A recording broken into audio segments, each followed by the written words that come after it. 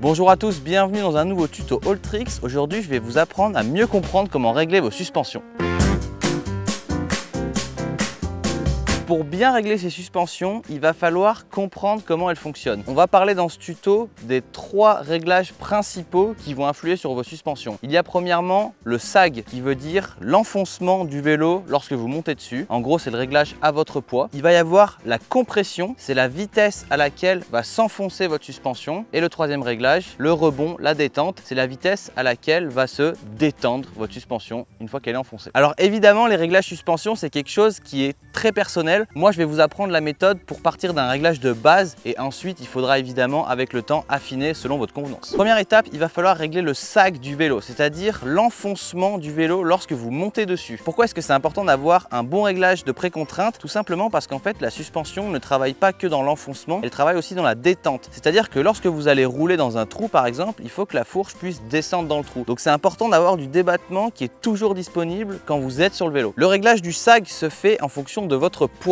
Et on parle de votre poids avec vos équipements, avec votre casque, avec vos protections et avec votre sac à dos si jamais vous roulez avec. Le sag se règle de 2 façons différentes selon vos suspensions. Soit vous avez des suspensions avec un réglage à air et dans ce cas-là, il faudra mettre la pression qui est indiquée en fonction de votre poids tout équipé. La plupart du temps, sur la fourche, il y a un petit tableau à l'intérieur de la fourche avec écrit quelle pression mettre en fonction de votre poids. Par contre, le fonctionnement de l'amortisseur va dépendre principalement de la géométrie de votre cadre. Donc, la pression recommandée ne sera pas indiquée sur l'amortisseur, mais plutôt sur le site du constructeur de votre vélo. Si vous n'avez pas d'air dans vos suspensions, vous avez un ressort. Et dans ce cas-là, il va falloir choisir un ressort qui est adapté à votre poids. Pour trouver quel ressort mettre dans votre suspension, il faudra regarder dans le manuel d'utilisation de votre fourche. Et pour l'amortisseur, même principe que pour un amortisseur à air, il faudra regarder sur le site du constructeur de votre cadre. Cela dit, vous pouvez quand même faire des ajustements sur votre ressort grâce à des réglages de précontrainte du ressort qu'on peut trouver sur certaines fourches et sur vos amortisseurs. Vous en faites pas, il y a une méthode super facile pour savoir si notre sag est bien réglé. En fait, c'est à ça que sert le petit élastique sur la fourche. Vous devez avoir un sag d'environ 15% pour les vélos à petit débattement et un sag aux alentours de 20-30% pour les vélos avec un plus gros débattement. Pour savoir si votre sag est bien réglé, vous mettez votre élastique de suspension tout en bas, vous montez dessus avec vos équipements, vous mettez en position comme si vous étiez en train de rouler et vous descendez sans faire d'à-coups et vous regardez où se situe votre élastique. Sur la plupart des fourches, il y aura une petite graduation qui vous indique à combien de pourcents elle s'est enfoncée. Pour l'amortisseur, même principe, c'est exactement la même logique que pour la fourche. C'est très important de bien régler son sag parce que c'est vraiment le réglage de base de la suspension. Sans un bon réglage de sag, on ne pourra jamais faire un bon réglage. Une fois que c'est bien réglé, on va maintenant passer à la compression. La compression, c'est la vitesse à laquelle s'enfonce la fourche, c'est-à-dire pour la rendre plus ou moins dure. Il faut avoir en tête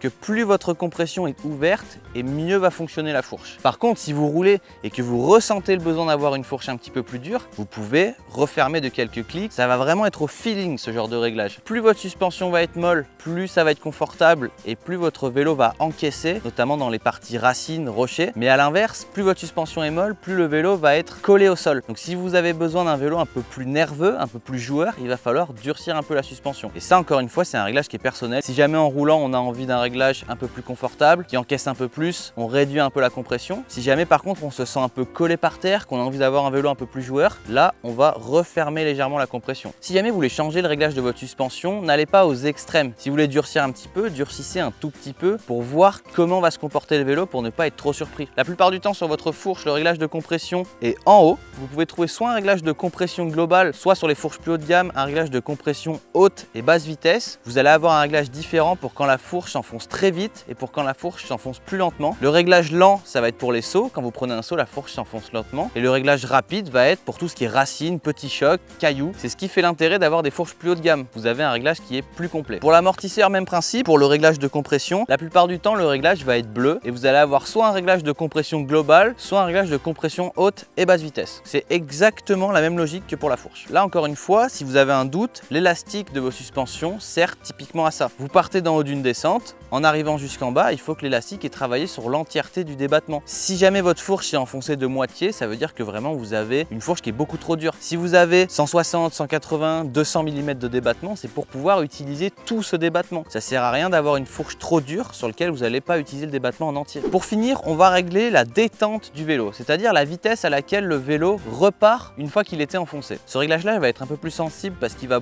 un peu plus dépendre de votre pratique. Si par exemple, vous faites un usage avec beaucoup de sauts, il va falloir mettre un rebond qui est pas trop rapide pour éviter que le vélo parte sur l'avant. Si jamais, à l'inverse, vous roulez des pistes avec plus des racines, des cailloux, il va falloir que le rebond soit suffisamment rapide pour se détendre entre tous les chocs que vous allez affronter. Donc si jamais vous sentez que par exemple sur des sauts, vous êtes un peu emmené vers l'avant, réduisez un petit peu le rebond. À l'inverse, dans les parties un petit peu plus accidentées, en fait, il faut que votre fourche ait le temps de se détendre. C'est-à-dire que si vous enchaînez par exemple beaucoup de racines, si votre rebond est trop lent, votre fourche va s'enfoncer de plus en plus et vous n'allez pas utiliser tout le débattement. Donc si vous voyez que sur une partie avec beaucoup de cailloux par exemple, à la fin de la descente, votre fourche elle est de plus en plus enfoncée, elle se détend pas, il faudra augmenter un petit peu le rebond. De la même manière que pour régler votre compression, pour régler votre rebond, vous allez soit avoir un seul réglage de rebond qui comprend la globalité du rebond, soit vous allez avoir un réglage de rebond haute et basse vitesse. Généralement, le réglage du rebond se situe en dessous de votre suspension et sur un amortisseur, très souvent, le réglage du rebond est rouge. Si jamais vous ne savez pas dans quel sens tourner votre rebond, très souvent, vous avez une petite flèche qui indique soit une tortue, soit un lapin. Je pense que vous avez compris, si vous allez vers la tortue, votre rebond va être plus lent. Si vous allez vers le lapin, votre rebond va être plus